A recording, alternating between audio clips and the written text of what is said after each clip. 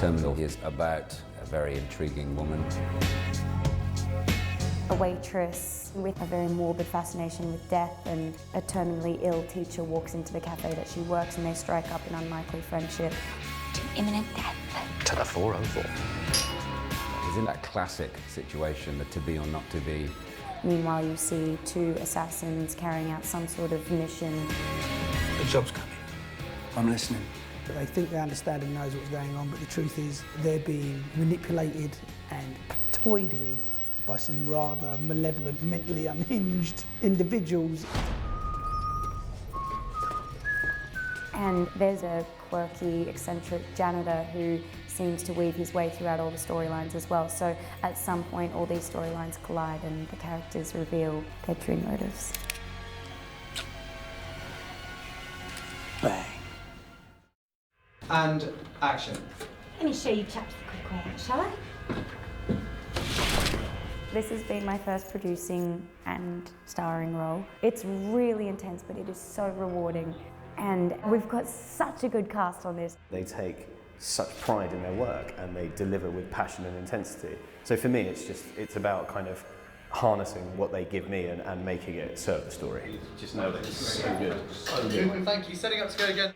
I love strong female characters, I always have. I think they're chronically underused in a lot of cinema. And I think the most interesting thing about the character of Annie, and something that Margot brings to life more than I could ever have done with words on paper, is her intelligence and guile. I was just really taken with how intelligent and quick and interesting the dialogue was. Death is by far the best bit.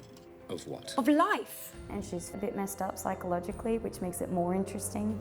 We're all dying, Blue Eyes. See, now that's the spirit.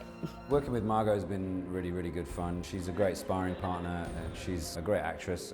Margot Robbie, everything that she does is precise and multi-layered.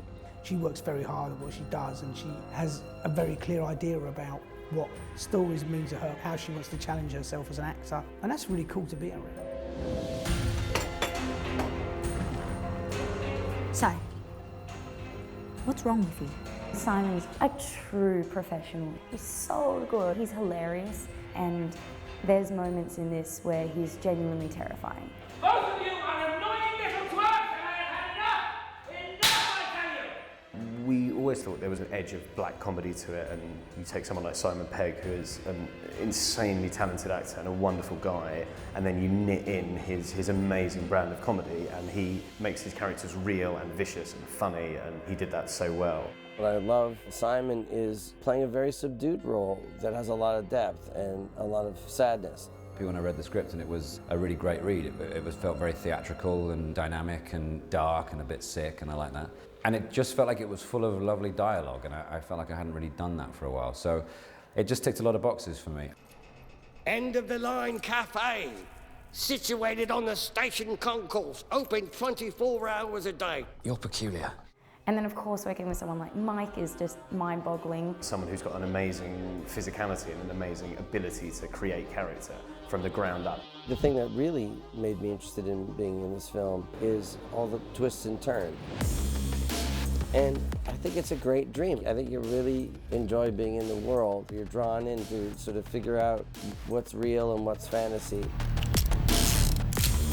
Dexter, I'd always loved him for the roles he's taken on and the way that he portrays gangsters with a genuine sense of humanity to them. Vince is always my favourite character out of everyone because I just love his humour, and Dexter's taken it to the next level. He's absolutely hilarious in this role. Well, I guess this is the place. What gave it away? Was it the 20-foot neon sign with a fucking rabbit on it? It's also about a man who's reached a certain position in his life and thinks that he understands how the game works, what is going on. And so it's really interesting to see that pulled away. One sniff of a whore's perfume, you think you're in love. I mean, well... One of the joys is seeing young actors come up and watching them explode on the screen, and Max Irons is fantastic. We wanted someone with that sort of James Dean swagger, and he is just an absolute pleasure to work with, and so funny and so earnest and so kind of honest in his performance. This is a stylised film, and I think Alf, it gives you a freedom to perhaps not be as bound by the limitations of reality as perhaps other characters and allow you to be more playful.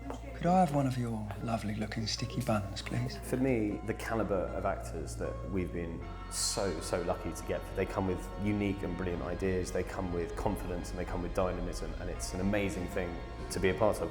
This whole cast are a group of people who really love making movies, and they love to act, and they really want an audience to be entertained. The story is so full of twists and turns and revelations that I would hope it will surprise people and delight people. There's an incredible amount of passion and care within it. It's an incredibly beautiful film. And it's a very fun ride.